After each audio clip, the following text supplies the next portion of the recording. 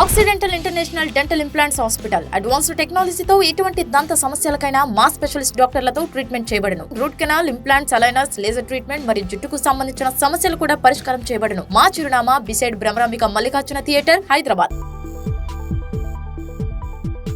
Hello అండి, నేను doctor Pradeep Kiran Reddy, oral and maxillofacial surgeon, occidental క్లినిక్లో. సో ఈరోజు మనం మాట్లాడుకునే టాపిక్ సైలోలిథియాసిస్. సైలోలిథియాసిస్ అంటే, సైలో అంటే సలైవరీ గ్లాండ్, అంటే మన లాల్ గ్రంథులు.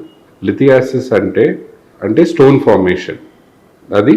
సో మన లాల్ గ్రంథుల్లో రాళ్ళు ఎట్లా ఫామ్ అవుతాయి, ఇంకా దానివల్ల వచ్చిన నష్టాలు. కామన్గా మనకుండే శరీరంలో 3 పెద్ద మేజర్ సలైవరీ గ్లాండ్స్ ఉంటాయి: parotid, submandibular, salivary, sublingual. So common గా మనం ఇది సబ్మాండిబులర్ సలైవరీ గ్లాండ్ లో చూస్తాం. సో సబ్మాండిబులర్ సలైవరీ గ్లాండ్ దాని సలైవరీ కాంపోజిషన్ బట్టి దాని పాత్వే చాలా అగెయిన్స్ట్ గ్రావిటీ ఉంటుంది. సో అందుకు సలైవరీ ఫ్లో అగెయిన్స్ట్ గ్రావిటీ ఉన్నందుకు డిపెండెంట్ ఏరియాలో కామన్ గా సలైవరీ స్టోన్స్ ఫామ్ అవుతాయి. రెండో కారణం వచ్చి అది సలైవరీ కాంపోజిషన్. సలైవరీ కాంపోజిషన్లో సబ్మాండిబులర్ సలైవరీ గ్లాండ్లో కాంపోజిషన్ కామన్గా ఉండేది కాల్షియం ఫోస్ఫేట్ ఇంకా హైడ్రాక్సిపెటైట్. ఈ రెండు ఫ్రీక్వెంట్గా క్రిస్టల్స్ ఫామ్ అవుతాయి ఎక్కువ కాన్సన్ట్రేషన్లో. సో మూడోది ఇన్ఫ్లమేషన్ ఇంకా ఇన్ఫెక్షన్స్. గ్లాండ్ ఇన్ఫెక్షన్స్ అయినప్పుడు అట్లా ఉబ్బిపోయి ఫ్లో తక్కువైపోయి కొన్నిసార్లు రిటెన్షన్ అనేది ఉండిపోయి క్యాల్కులస్ స్టోన్స్ ఫామ్ అవుతాయి. సో ఈ స్టోన్స్ మనకి వేరియస్ సైజెస్లో దొరుకుతాయి. నుంచి 1 mm నుంచి 2 సెంటీమీటర్స్ 3 సెంటీమీటర్స్ సైజెస్ వరకు చూస్తాం. దాన్ని ఈ స్టోన్ పొజిషన్ బట్టి మన ట్రీట్మెంట్ అనేది డిపెండ్ అవుతుంది. అంటే ఈ స్టోన్ ఫామ్ అవుతున్నప్పుడు మనము ఎదుర్కొనే సిమ్టమ్స్ ఏముంటాయంటే టేస్ట్ ఆల్టరేషన్ ఉంటుంది, తర్వాత నోరు ఎండిపోవడం, తర్వాత తినేటప్పుడు లేకపోతే తినకముందు నొప్పి అనేది లాల్ గ్రంథుల్లో నొప్పి అనేది అవుతుంది. ఎందుకంటే స్టోన్ ఫార్మేషన్ వల్ల అది సలైవా ఫ్లో అనేది బ్లాక్ అయినందుకు ఇంట్రాగ్లాండ్యులర్ ప్రెషర్ పెరిగి పెయిన్ అనేది స్టార్ట్ అవుతుంది. సో దీన్ని ఎట్లా ట్రీట్ చేస్తాం? ఇనిషియల్ మైనర్ స్టోన్స్కి మనము సైలోగాగ్స్ వాడతాం. సో దీనివల్ల సైలోగాగ్స్ వాడినప్పుడు ఏమవుతుందంటే సలైవరీ సెక్రీషన్ పెరిగి సో ఫ్లషింగ్ యాక్షన్ ఉంటుంది. సో మైన్యూట్ స్టోన్స్ అనేది ఫ్లష్ అయిపోతాయి.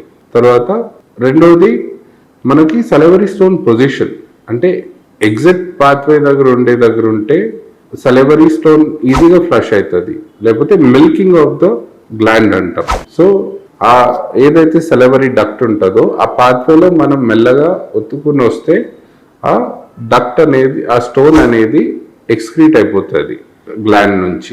తర్వాత మూడోది తో ఈ స్టోన్స్ పొజిషన్ ఇంకా గ్లాండ్కి దగ్గర ఉండి లేకపోతే గ్లాండ్ లోపల ఉంటే అప్పుడు అది సర్జికల్గా ట్రీట్మెంట్ ఇవ్వాల్సి వస్తుంది.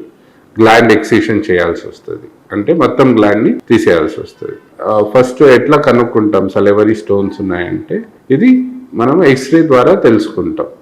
దానికి కావాల్సిన బేసిక్ ఓపీజీ అయినా ఒక్లూజల్ రేడియోగ్రాఫ్స్ ఇట్లా దీని ముఖాంతరంగా మనకి సలైవరీ స్టోన్ లొకేషన్ తెలుసుకుంటాం. ఈ లొకేషన్ బట్టి ఫర్దర్ ట్రీట్మెంట్ ఉంటుంది. తర్వాత సిబిసిటీ. సో ఈ సిబిసిటీ ద్వారా మనకి 3 డైమెన్షనల్ లొకేషన్ అనేది మనకి తెలిసి దాన్ని బట్టి కూడా ఫర్దర్ ట్రీట్మెంట్ ని మనము డిజైన్ చేసుకోవచ్చు. ఆ తర్వాత ట్రీట్మెంట్ అనేది లేకపోతే మనకి పొజిషన్ ఇంకా పర్ఫెక్ట్ గా తెలుసుకోవాలనుకుంటే సైలోగ్రఫీ, అంటే మనము ఒక డై సలైవరీ గ్లాండ్ లో పాస్ చేస్తాం. డై మనకి స్టోన్ ఉండే చోట, ఆ తర్వాత మిగతాది సర్క్యులేషన్ లో ఇంకెక్కడైనా స్టోన్ ఫామ్ అవుతున్నా మనకి ఎక్స్రే ద్వారా మనకి గ్లాండ్ మ్యాపింగ్ అన్నట్టు తెలిసిపోతుంది. నాలుగోది మనకి ఎట్లా ట్రీట్మెంట్ చేయొచ్చు అంటే soil endoscopy with lithotripsy. So soil endoscopy అనేది ఓ చిన్న ఇంట్రాఓరల్ కెమెరా, ఎండోస్కోపిక్ కెమెరా, అంటే సలైవరీ గ్లాండ్ పైప్ లో నుంచి పంపించి స్టోన్ ని ఎగ్జామిన్ చేస్తాం. ఒకసారి స్టోన్ మినిమల్ సైజ్ లో ఉంటే మిల్కింగ్ ద్వారా స్టోన్ ని తీసేయొచ్చు. బై ఛాన్స్ స్టోన్ ఒక 5 mm or 8 mm కంటే ఎక్కువ ఉంటే లిథోట్రిప్సీ చేస్తారు, అంటే మైన్యూట్ అల్ట్రాసౌండ్ షాక్ వేవ్స్ తో దాన్ని ఆ పెద్ద స్టోన్ ని పీసెస్ గా బ్రేక్ చేసి మిల్కింగ్ ద్వారా లేకపోతే సాలగాగ్ ట్రీట్మెంట్ తో స్టోన్స్ తీసేయచ్చు. బై ఛాన్స్ అదే స్టోన్స్ మొత్తం గ్లాండ్ లో ఉందంటే అప్పుడు మేజర్ సర్జరీ లాగా గ్లాండ్ మొత్తం ఎక్సర్సైజ్ చేయాల్సి వస్తుంది. సో కామన్ గా ఈ ప్రాబ్లం ఉండే పేషెంట్స్ ఫౌల్ స్మెల్లింగ్, నోట్లో నుంచి ఫౌల్ స్మెల్ వస్తుంది. తర్వాత కామన్ గా మనం స్మోకింగ్ పేషెంట్స్ లో చూస్తాం. తర్వాత డీహైడ్రేటెడ్ పేషెంట్స్ లో కామన్ ఉంటుంది. కామన్ గా ఏంటంటే మనం పేషెంట్ ని హైడ్రేషన్ అనేది ఎంకరేజ్ చేయాలి. సో ఇటువంటి పేషెంట్స్ కి మేము ఇక్కడ ఆక్సిడెంటల్ లో సైలోలిథోట్రిప్సీ ఇంకా సైలో ఎండోస్కోపీ ద్వారా ట్రీట్మెంట్ అనేది మేము ఇవ్వగలుగుతాం. మా ఎక్స్పర్ట్ టీమ్ మీకు బెస్ట్ సర్వీస్ ఆఫర్ చేస్తుంది.